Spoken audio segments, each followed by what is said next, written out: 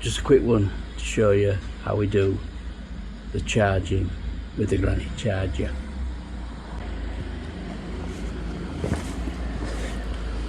Here's the plug, got a lock on it. These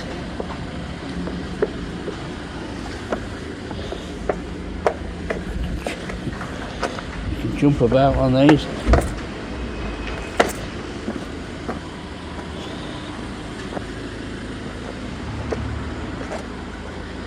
All the way to the charger.